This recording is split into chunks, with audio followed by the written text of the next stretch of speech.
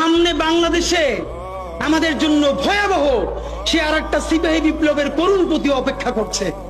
আপনারা অনেকে ভাবতেছেন এইটাও কি সম্ভব? জামাতের ভাইয়েরা অনেকে বুঝে না, বলে কি করে সম্ভব? মনে করাই দেই, শহীদ নিজামী মুজাহিদ সাহেবেরা মন্ত্রী হিসাবে সর্বশেষ যখন সম্ভবত 2006 বা 2007 মন্ত্রী ছিলেন, বলেন তো তার কয় বছর পর তাদেরকে ফাঁসি দেওয়া হইল? 10 বছরও লাগে নাই। রানিং ফুল মন্ত্রী ছিল, লক্ষ লক্ষ মানুষ তাদের সাথে ছিল, তাদের মন্ত্রণালয়ে একটা পয়সার দুর্নীতি বের করতে পারে নাই। 10 বছরের মধ্যে মন্ত্রিত্বের পর তাদেরকে ফাঁসি দেওয়া শুধু হয় নাই, তাদের সন্তানরা তাদের জানাজাটা পর্যন্ত পড়তে পারে নাই।